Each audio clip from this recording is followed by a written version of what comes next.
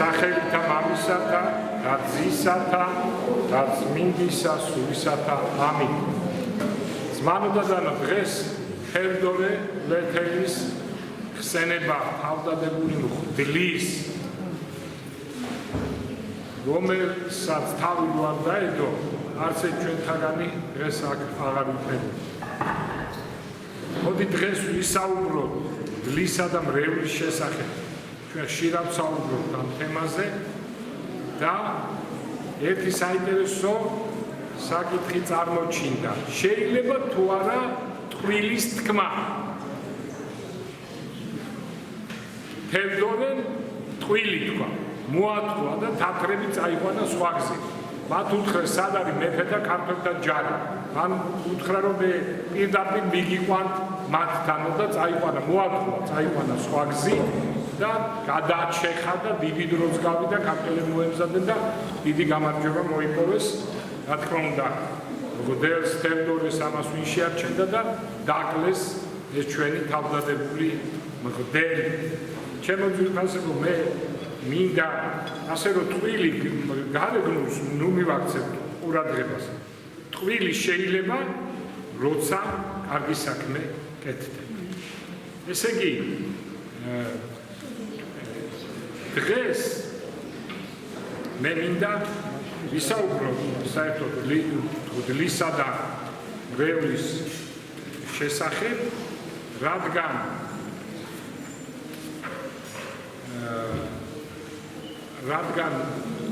სხვადასხვა აზრი არის, რომ მღვდელთან დაკავშირებით მრევლსა და მღვდელს როგორი ურთიერთობა უნდა ჰქონდეს და ასე შემდეგ. მე ამის შესახებ ამოვწერე თუ გახსოვთ პავლე მოციქულის ეპისტოლეებიდან რა სიყვარულით მიმართავს პავლე მოციქული მრევლს და აქედან თავარი ის არის ზუსტად რომ მღვდელი უნდა იყოს დიდი მოყვარე მრევლის და რა თქმა უნდა მრევლის დიდი მოყვარე მოძღვრის. აი მე მინდა ასე დავიწყო დღევანდელი ჩვენი საუბარი გიორგი მერჩულეს გრიგოლ ხანძთელის და ერთი ამონარიდი წაგიკითხოთ. თქვენ იცი თუ ვით არის გრძალვანი უხმან მღვდლობასა და ყოვლად უბრალოებაი არა მხოლოდ საქმით, არამედ გონებითაცა და სიკვდილით. ესე იგი, თქვენო იცით როგორი მოგრძალებული უნდა იყოს მღვდელიო, როგორი უბრალო უნდა იყოს მღვდელიო, საქმით, გონებით და სიკვდილით. ხოლო რაღაცა თუ სულ გრძელებასა ღვთისასა თავს უდებიეს დათმენაი უწესოთა მღვდელთა, გამიგე, თუ ღმერთი ითბენსო უწესო მღვდლების ცხოვრებასო, ეს მხოლოდ ღვთის მოწყალებით ითბენსო. ხოლო უმჯობეს არს მათ და უმჯობეს არისო მღვდელთა, ესეთ უწესო მღვდლებს შეხარ. ჩვენ ყველა ცოდვილი ვართ, ჩემო ძვირფასებო, აქ იგულისხმება მღვდელი, რომელიც მძიმე ცოდვაში იმყოფება და მაინც აგრძელებს მღვდლობას, ხო? ესე იგი, ნახეთ, უმჯობეს იყო ყოვლად არა ცხოვრებულიყო და კაცთა რიცხვთასა არა შერთული. გამიგე? ესეთი მღვდელი ჯობია არც დაბადებულიყო. ვიდრე საუკუნო ტანჯვათა დაუსრულებოდა. ხოლო სარწმუნოთა მღვდელთათვის ესე უწოდეთ, ანუ წესიერ და კარგ მღვდლებს, პატიოსან და კარგ მღვდლებს ისე დროში ცხოვრობდა, ძნელი წარმოსაქმეა, ხო? პატიოსანი მღვდელი, ახლა მე ხო ამბობ და მწვენია ჩემი თავის. ხოლო სარწმუნოთა მღვდელთათვის, ესე იგი მღვდელს, ანუ ვინ უნდა ჩათვალოს თავისთავად, რომელმა მღვდელმა რომ არის, ესე იგი სარწმუნო. ხოლო სარწმუნოთა, მაგრამ ნუ იდეაში შეეხება. ხოლო სარწმუნოთა მღვდელთათვის ესე უწოდე ვითარმე უფრო ის არის ყოველთა დიდებათა სულიერთა და ხორცი. ხოლო მღვდელი, რომელიც პატიოსნად ცხოვრობს, ქრისტეს ცნებებს იცავს, ეს უფრო დიდია სულიერ და ხორციერ დიდებათაო. ანუ სიტყვაზე ვამბობ, ავიღოთ ვინმე სოფლელი მღვდელი, რამდენი ხავს, ვიცით ხო, უბრალო, ოღონ პატიოსანი. ავიღოთ და წარმოვიდგინოთ ეხლა და ესე იგი ეს მღვდელი უფრო დიდია სულიერი პატივითაც და ხორციელი პატივითაც. ამაზე დიდი პატივი, ანუ ავიღოთ ეხლა ესე იგი ეს სოფლელი მღვდელი ვინმე წარმოვიდგინოთ და ავიღოთ ამერიკის პრეზიდენტი ტრამპი, ხო, ყველაზე დიდი ვინც არის ეხლა ამ ხორციელი დიდებაში, ხო? ეს ჩვენი სოფლელი მღვდელი მეტია ჩემოძიფას ვიდრე ტრამპი. გესმით? რამ სიმაღლეა მღვდლობა, თუ ახლა სულიერად აღარ ვაბობ. აი ესეთი აი როგორც აქ უწერია ყოველთა დინებათა ხორციელთა და სულიერთა გამიგე რამე თუ რატომ არის რამე თუ ქრისტეს ნაცვლობარი ars ჭეშმარიტისა ღვთისა გამიგე ესე იგი მღვდელი ჩემო ასე რომ არის ქრისტეს ნაცვალი დედამიწის რა ტრამპი ის ტრამპი ვინ შეედრება მღვდელს პატიოსამღვდელს ხოლო მღვდელი რომელიც მძიმე ცოდვაში არის და აგრძელებს გლობას ის უბრალოდ ქრისტეს მტერია ის უბრალოდ იუდა ჩემოძიფას გამიგეთ ამიტომ იცით რა არის მღვდლები რომელსაც დამართვიათ ესეთი რამე ხო ვინა ვარ დაზო არის მე ვიცი რამოდენიმე სასულიერო პირი რომელსაც დამართვიათ მძიმე ცოდვაში ჩავარდნილ მაგრამ ეს კიდე სხვა თემა ის მისულა ეპისკოპოსის ხელში ასეთ შემთხვევაში მღვდელი ის მისულა და ნუ იქ უკვე ეპისკოპოსი წვეთს რომ იმას როგორ დაემართა რანაირად დაემართა და მე ვამბობ ისეთ სამღვდელოებას რომელიც ურცხვინოდ ცხოვრობს ესე ურცხვინოებით ესე იგი სულ არ აინტერესებს რომ ეს ცოდვა და ასე შემდეგ და არა ის მღვდელი რომელიც შემთხვევით დაეცემა და ამაზე წუხს და ასე შემდეგ ესე იგი გესმით რა სიმაღლეა მღვდელი რა სიმაღლეა ის ტრამპი რომ დადის თავაწეული არარაობა იმ ჩვენ სოფლელ მღვდელთან ჩემოძიფასე არარაო აი რა არის მღვდლობა ქრისტეს ნაცვლობა დედამიწაზე და თვისი სამის მღვდელობისა ნაცვლად უფალმა მოციქულნი დაადგინა მღვდლად და შემდგომად ყოველი სარწმუნოი მღვდელნი მოდის ასე და აგერ ჩვენც ვართ ხო მათ მიერ ცხოვრების სასოებაი ქრისტიანეთაი მღვდლობასა შევედრა და სასწაულთა ყოველთა და წინასწარ მეტყველთა ჩვენებასა და ღვთის მხილველთა კაცთა გამოცხადებასა მღვდელობითა დაბეჭდა და არავინაირს კაცთა ცხოვრებაი თვინიერ მღვდელობისა არ არის ცხოვრება ადამიანთან ქრისტიანთან მულიც არ არის მღვდლების გარეშე ჩემოძიფას იმიტომ რომ მღვდელმა უნდა მოგნადოს მღვდელმა უნდა მიიღოს მღვდელმა უნდა მიიღოს აღსარება მღვდელმა უნდა გაზიაროს და მღვდელმა უნდა გაგაცილოს სასუფეველში ჩემოძიფას რა სასწაულია ეს ყველაფერი და აი დღეს არის კვეთილის თევდორეს სასწაული მღვდლის რომელმაც დადო თავი მრევლისთვის ჩვენ ყველასათვის და ჩვენ დღეს ვართ ცოცხლები ვართ აი ამ სასულიერო პირის ამ მღვდლის წყალობით ვარ და რა საწოდაობა მე ახლა უსმენ ხოლმე ტელევიზორში ზოგჯერ რაღაც ესეთი ახალგაზრდების გადაცემებია შეკრება დასცინიან ვინც ქართველი კაცი დასცინებს ახალგაზრდა მღვდელს მან ის თავის დასცინებს მან არ იცის ისტორია საქართველოში ჩემოძიფას ისინი უნდა ამაყობდნენ მღვდლობად იაკობ ცურტაველი პირველი გენიალური ნაწარმოები ჰაგიოგრაფიული ჩვენი იაკობ ცურტაველის ანუ იაკობ ხუცეს ანუ იაკობ მღვდლის დაწერილია ჩემოძიფას შემდგომი შედევრები ყველა სავარაუდოდ სასულიერო პირი იყო ერთზე ფიქრობენ ეპისკოპოსიც აბუთფილელის შედევრი ასევე გიორგი მერჩულესი შედევრი გრიგოლ ხანძთელის სასწაული დავით და კონსტანტინეს უცნობი ავტორია და ასე შემდეგ და ასე შემდეგ ეს ყველაფერი სასულიერო პირობად გლებმა შექმნეს და მოიტანეს ჩვენამდე. ასედაც რო შევხედოთ გლებს ყველაფერი გლებმა მოიგონეს. ნუ ესე ზოგადად რო ვთქვა. არაყი, ლუდი, ღვინო, შამპანიური გესმით რა ეშველებოდა კაცობრიობას გლები არ მოვიდა. ხო და აი ესია ჩემო ძვირფასებოდა ესე იგი აი ეს ადგილი სადაც ჩვენ ვიმყოფებით ეს იყო ნარკოტიკების თავშესაფარი აქ არაფერი არ იყო სიბნელე იყო დიდი ტერიტორია საკმაოდ ეხა ტაძარმა ისე მოიცვა რომ თითქოს პატარა ტერიტორიაა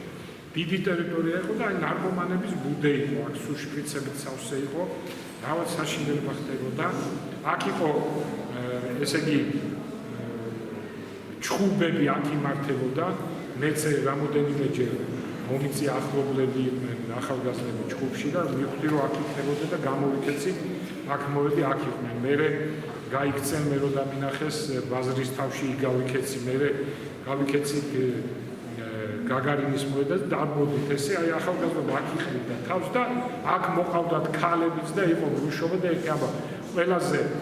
ყველაზე სასიკეთო იყო ქალების მოყვა. აქ ერთმანეთ ჭრიდნენ, კლავდნენ, ნარკოტიკს იკეთებდნენ და მოყავდათ ქალები. ამ სამიდან ყველაზე კაი მაინც შეყვარებულთა თავშესაფარი იყო, მაგრამ ნუ ძირითადად უზნეობა და აი ესეთი ადგილი იყო და ღმერთმა როგორ იხსნა საბურთალოს აი ეს მონაკვეთი, როგორ ვიხსნა ჩვენ რომ დღეს სამი ტაძარი სულწირვა ლოცვა მიმდინარეობს. პარაკლისები მიმდინარეობს, სიწმინდეების თაყვანისცემა მიმდინარეობს, აღსარებები, ზიარებები და ისმეთ ქადაგებებს და ესე შეძლებს და გვარა ჩვენ სულიერ ცხოვრებას ვეზიარებთ. ჩემო ძვირფასებო, დღეს ღამე, იცი როგორ არის, ზოგჯერ ქადაგებას ვამზადებთ დილისკენ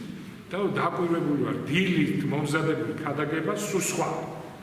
ღამით მომზადებული ქადაგება სულ სხვა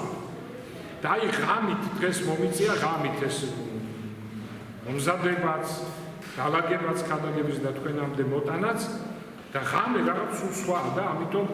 ვიფიქრე საერთოდ რომ იქნება ეს არც მე თქვა მაგრამ იმიტომ რომ ღამე სხვა არის ღამე რო ხარ რაცა რომანტიზმია თითქოს ღამეა და რო გათენდება მე ვფიქრობ კაცებს არა ეს როგორ უნდა თქვა ქადაგებაში გამიგე მაგრამ მე მინდა მაინც თქვა იმიტომ რომ იქნება ჩემი აზრით სულის სასაგი ესე იგი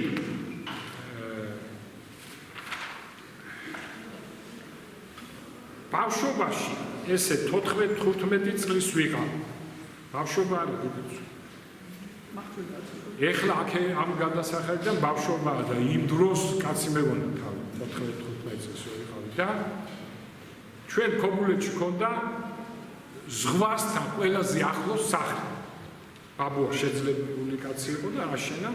ქობულეთში წარმოიდგინე ზღვასთან ყველაზე ახლოს სახლი იქ ილიასი იყო გვერდზე აჭარელი ის უფრო ახლოს იყო იმიტომ კიბეებით იყო ახლოს და ისე ჩვენი სახლი იყო ზღვასთან რო აღერდებოდა ზღვა ეს წვეთები შხეფები ესხმოდა ამ ჩვენს ფანჯრებს და ძალიან დიდი ტალღები იყო და როგორ ხდებოდა იცი გეგონებოდა რომ მოდიოდა ზღვა ჩასაყლაპად ჩვენი სახლის ძალიან რისხანი ეშინოდა ყველას მამიდას დედას ეშინოდა ბავშვებს მიან მეშინოდა მაგრამ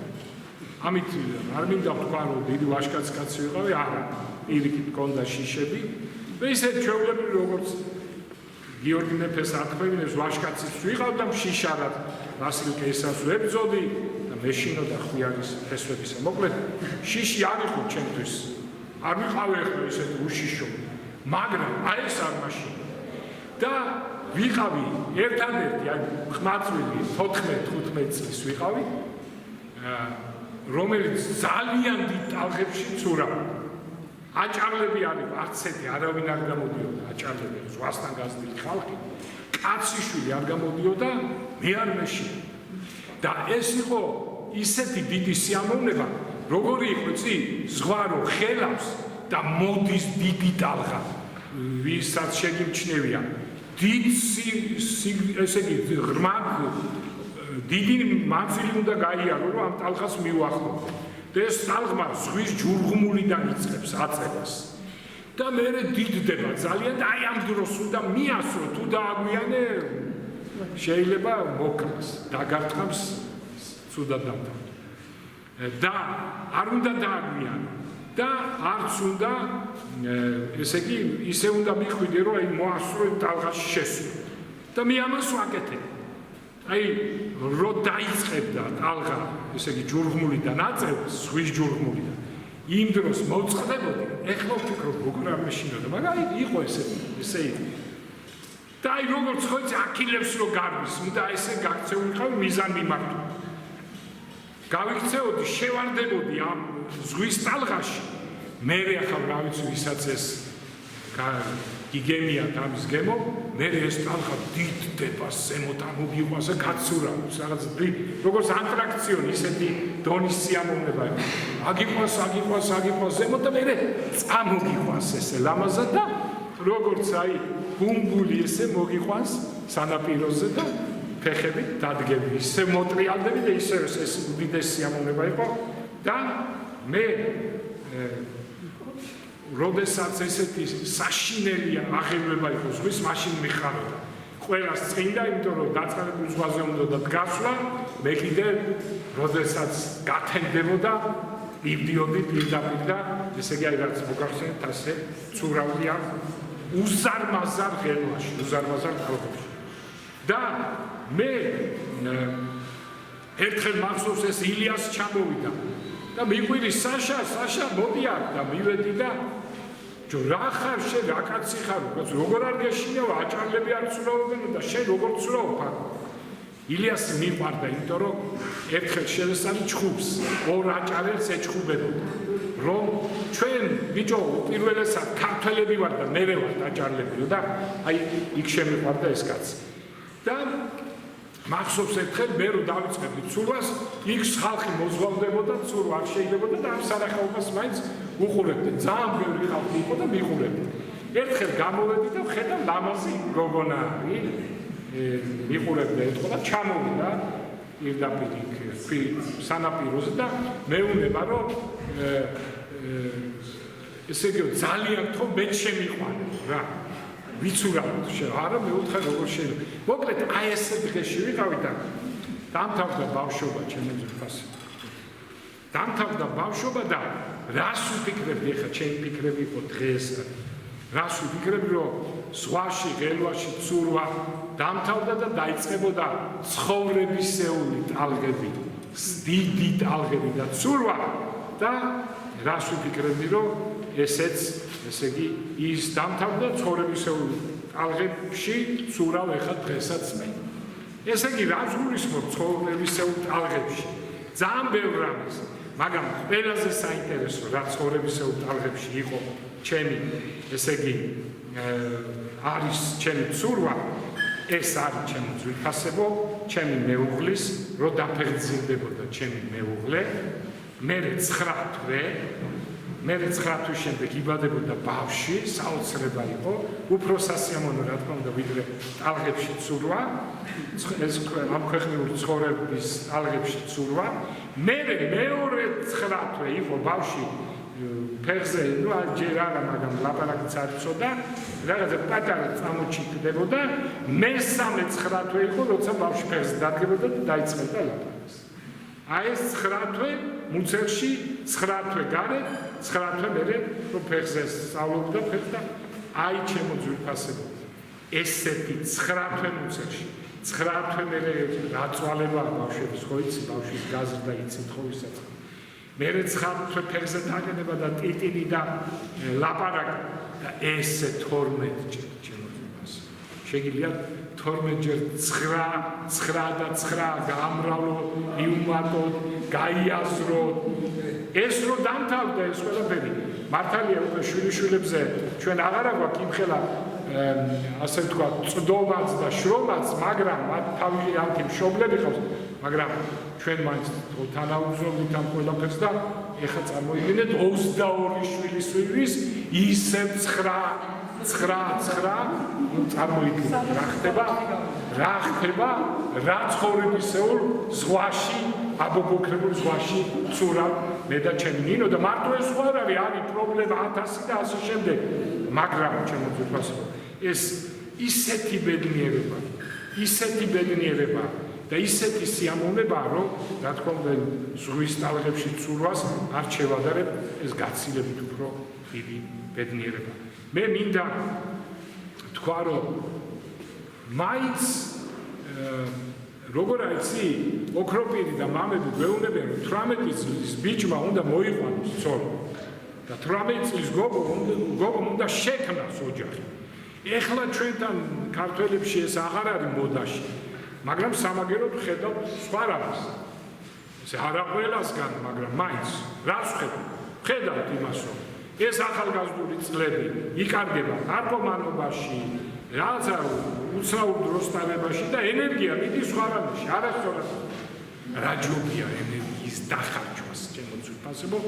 იმაში რომ ოჯახს შექმნა გააჩენ შვილებს და აღზრდი მათ ამაზე კარგი ამაზე დიდი დროსტანება არ შეიძლება რომ იყოს ეხლა მე მიხარია როდესაც მე და ნინო მაგალითი მივეცით ჩვენ რევს და ძალიან ბევრია ჩვენ რევში 9 შვილიანი 12 შვილიანი 8 შვილიანი 7 შვილიანი ოჯახები და ჩვენ სახელგანთქმული ვართ მთელ საქართველოში როგორც მრავალშვილიანი ოჯახების მრევლი და მდგომი ეს არის 300 ბავშვი ხო ესე იგი ამ ტაძარში არის დადის ამ მრავალშვილების 300 ბავშვი რა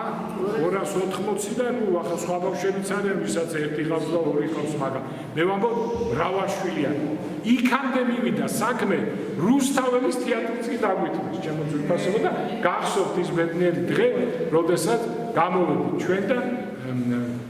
გავსებული იყო რუსთაველის თეატრი და გამოვედით ჩვენ და ჩვენ დაგვითმო როგორც თურუამ მერიამ დაგვითმო ესე იგი რომ როგორც მაგალითი სხვებისთვის რა ბედნიერებაა და როგორ მიხარია როდესაც მე ვხედავ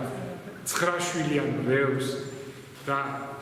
8 შვილიან 12 შვილიანს და მე ვუყურია რომ თქვენ არ ყოფილიყავით ჩემო ძვირფასებო თქვენ არ ყოფილიყავით მამა ალექსანდრე შენ და ნინო ჩვენ ამდენს ვერ გავაჩენთ რო უყურებ იმ შვილებს იმ ბავშვებს მე მიხარია რომ ხედავ რომ ჩემი დამსახურებით ესე გამოდის როგორც ისინი ამბობენ ამ ქვეყნად მოევლინა ამდენი ბავშვი და ამდენი ხალხი ადამიანები ამ ქვეყნად მოევლინა ეს ძალიან მახარებს და ეხლა უკვე დაიწყო რამხელად რო გასულა